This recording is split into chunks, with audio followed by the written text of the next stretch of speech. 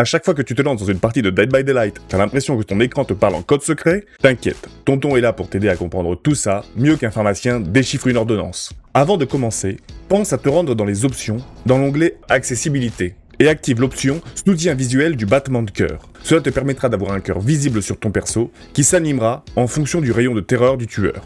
Bon, revoyons d'abord quelques bases. Vous avez plusieurs états de santé symbolisés sur votre icône de gauche. En bonne santé, blessé, en blessure profonde, en état critique, sur l'épaule du tueur, sur le crochet, sacrifié, mort.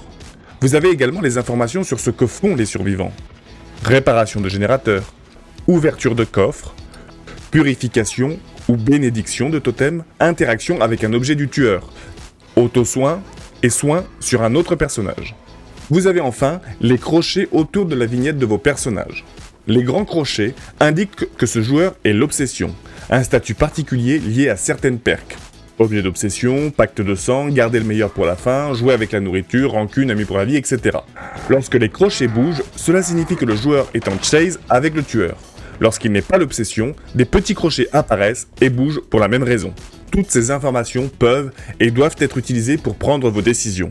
C'est un aspect indispensable du jeu, surtout en solo ou en duo queue. Prenons un exemple concret. Je suis sur mon gène. Feng Ming est sur le crochet. Michaela est sur un autre gène et Adi est en chase avec le tueur.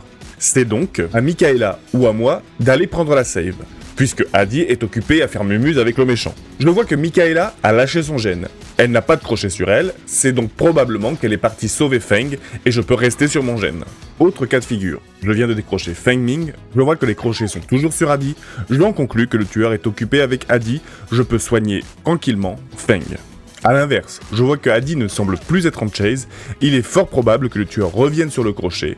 Nous devons prendre de la distance avant d'essayer de faire un soin. Bien sûr, ce ne sont là que deux exemples, mais les applications de la compréhension du HUD sont multiples. Cela montre qu'apprendre à le lire et à l'interpréter est une source inestimable d'informations. C'est pourquoi, prenez l'habitude de consulter le HUD, et avec le temps, vous optimiserez vos prises de décision. Parlons maintenant des effets de statut qui peuvent vous affecter. Ils sont de deux types. Les effets positifs, rapidité, votre vitesse de déplacement est accrue d'un certain pourcentage selon l'effet, endurance, en état blessé vous pouvez subir un hit qui infligera une blessure profonde au lieu de vous mettre au sol, ne fonctionne pas si vous êtes déjà sous ce statut, bénédiction, indique que vous êtes dans la zone d'effet d'un totem de bénédiction. Et des effets négatifs, les plus communs sont à découvert, le tueur peut vous mettre directement en état critique avec une attaque de base, aveuglement, empêche la lecture d'aura, vous ne voyez plus vos mates sur les crochets ou les palettes avec parfaite occasion, brisé, empêche de se soigner au-delà de l'état blessé, blessure profonde, affiche une barre de vie spéciale qui diminue progressivement, vous devez vous suturer avant qu'elle soit vide, sinon vous tombez en état critique. Entrave, réduit la vitesse de mouvement. Estropiment, inflige un malus de 25% aux soins. Hémorragie, provoque plus de flaques de sang et fait régresser la barre de soins si le soin est interrompu. Inconscient, empêche de percevoir le rayon de terreur du tueur et dissimule le battement de cœur. Malédiction, indique qu'un totem ensorcelé actif vous inflige ses effets. Certaines compétences affichent aussi les effets, mais retenez simplement que les bonus sont en bleu et les malus sont en rouge. Pour finir, quelques infos bonus à déduire du HUD. Certains tueurs ont un pouvoir qui influence directement votre vignette et peut vous renseigner rapidement sur le tueur que vous affrontez.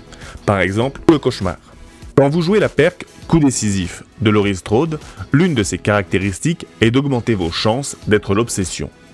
Donc, si vous jouez cette perk et que vous n'êtes pas l'obsession, il est probable que le joueur qui est l'obsession joue aussi Coup décisif. Cela peut vous permettre d'adapter votre gameplay en conséquence. Par exemple, ne pas forcer une flash save et laisser le tueur ramasser tranquillement le joueur pour subir le coup décisif. Attention toutefois, ce n'est pas garanti car d'autres perks peuvent aussi augmenter vos chances d'être l'obsession, mais elles sont globalement moins souvent jouées. Autre info. Lorsqu'un joueur sur le crochet voit la progression de l'entité stoppée par les perks Réconfort de Rebecca ou Camaraderie de Steve, la barre de progression clignote indiquant qu'elle est bloquée. Vous pouvez donc en conclure, premièrement, qu'un survivant est à proximité du crochet pour la save, et que deuxièmement, vous avez au moins 30 secondes supplémentaires pour avancer les gènes avant d'intervenir. Idéal pour punir les tueurs campeurs. Et voilà les amis, vous savez maintenant comment lire et interpréter le HUD de Dead by Daylight comme un vrai pro. Si tu veux plus d'astuces, de tutos et de conseils pour t'améliorer sur Dead by Daylight, viens me retrouver en live sur Twitch et TikTok du mardi au dimanche. Et comme d'hab les amis, un petit like, un abo et un partage si t'as appris un truc. Ça me file la pêche pour brasser encore plein de tutos Dead by Daylight dans les prochaines vidéos.